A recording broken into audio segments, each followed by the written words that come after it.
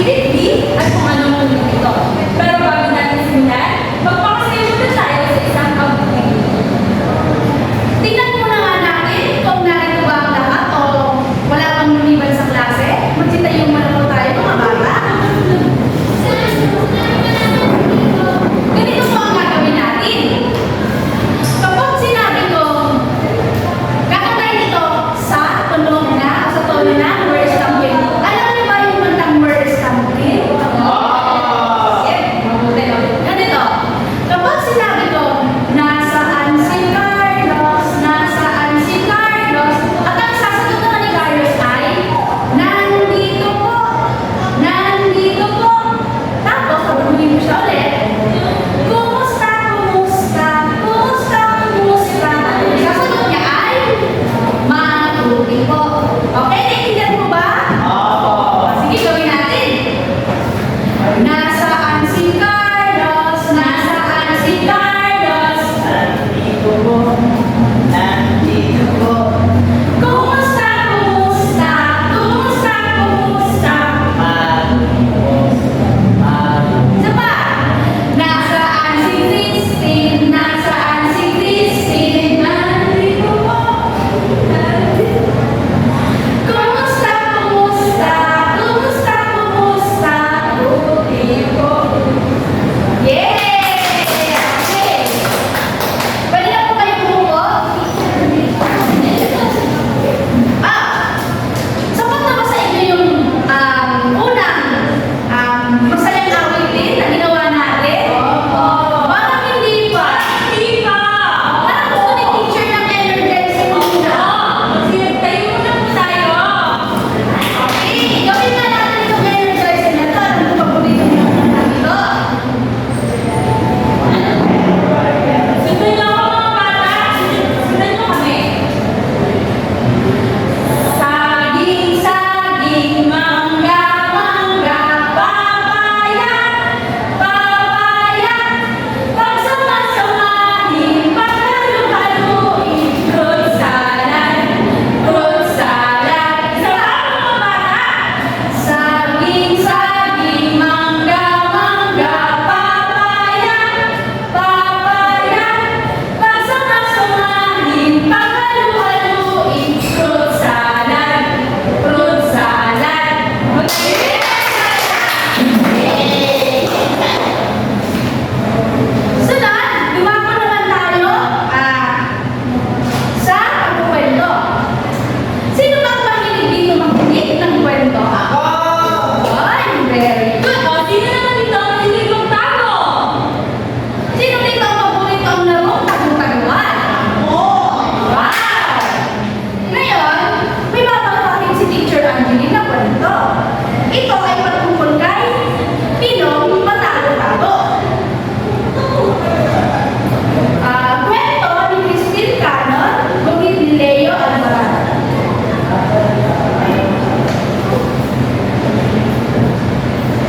Pino! Pino! Saan ka ba nagtatago? Pino! Pino! Pumasok ka na sa bahay. Maligo ka na, anak. Kanina ka pa naglalaro sa labas. Bulaga!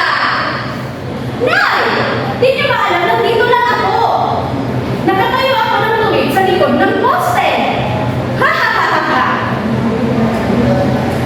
Pino! Pino! Saan ka ba naroon? Pino! Pino! Gutom na ang anak ng isda mo. Halika, Pino. Pakainin mo na. Papakot na ako sa opisina. Bulaga! Tay! Di niyo po ba ako nakita, no? Nandito lang po ako sa itutok ng aparador. Ha ha ha ha!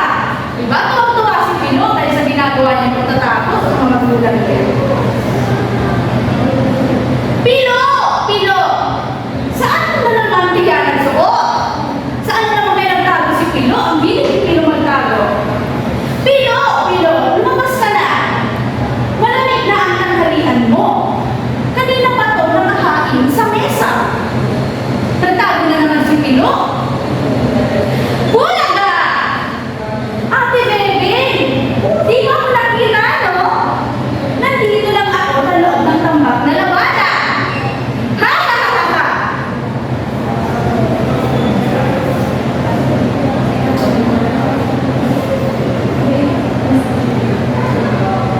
Pilo? Pilo? Nasaan ka ba talaga? Pilo? Pilo? Kailangan na natin umalis. Nariyan na ang tricycle sa baba. Sige ka, mahuhuli na naman tayo sa eskwela. So mga bata, sa ika-apat na beses na si Pilo ang magsasabi ng bulaga, gusto ko sumabay kayo. Sige nga, isa, dalawa, tatlo. Bulaga! Kuya Ray, di mo ko nakita no? Nandito lang ako sa gilid